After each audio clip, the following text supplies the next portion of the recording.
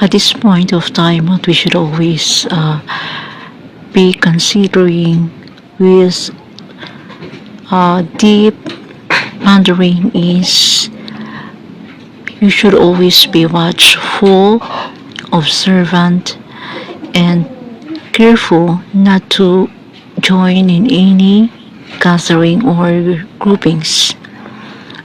We just don't know if what are their goals for such gathering.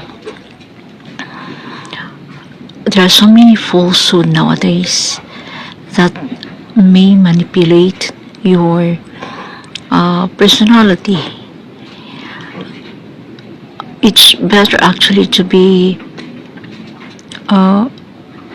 studious enough not to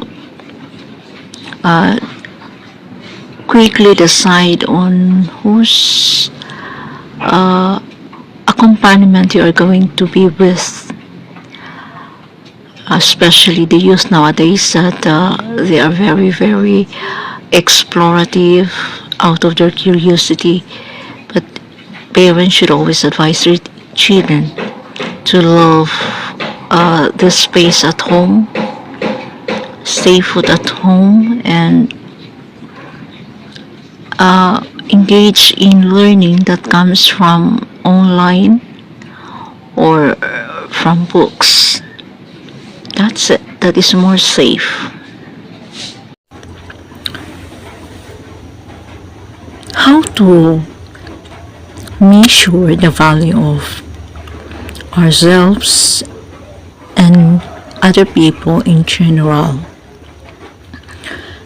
So usually and literally, the indicators on how to clearly understand the value of a person other than the given measurements by the Constitution of the Philippines, from having one's own life as precious, yet we are also adding up the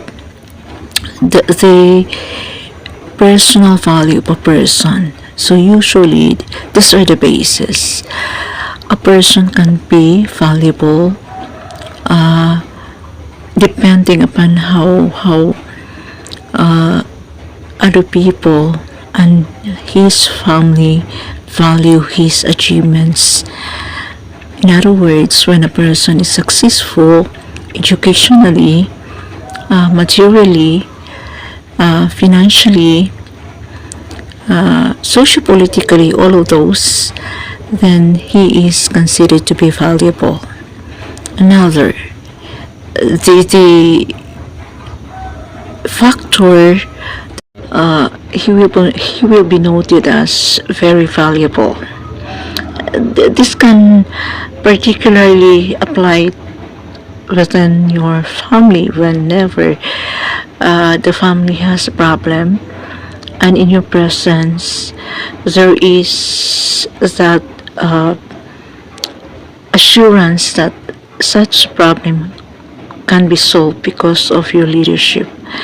Another is the value of a person is also measured on how he could contribute to his family, to his society. In many ways, valuable and important contributions we could provide to the family, to yourself, to others in general, to your religion, to your society, not even on the recognition of. So there is a question here about how to excel academically. Now, at the level of the students, included in their main goals is to excel in every subject they are taking now, if possible. But somehow, that cannot be taken because some students are very poor in mathematics and some excel in social science subjects. So somehow, students should give a big amount of time to those subjects that are difficult for them to understand.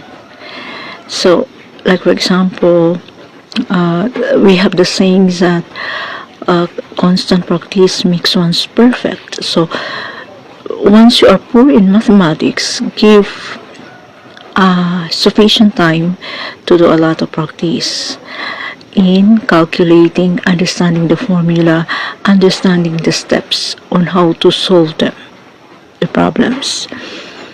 Then you should also have goals. The short-term goals is that in every test or exam, you should always see to it that you top or perfect them. Long-term goals is you want to get the highest honor. So that's it. Number 3 is engage in active learning. So active learning is that you're going to read with understanding, then analyze the content, critique the opinion of an author. Did you like it, or did you agree with what he was discussing in his texts? So that is what you call active learning. In the end, you have your own reconstructed ideas on how to say or do or put into your own lifestyle those learnings you earn from reading.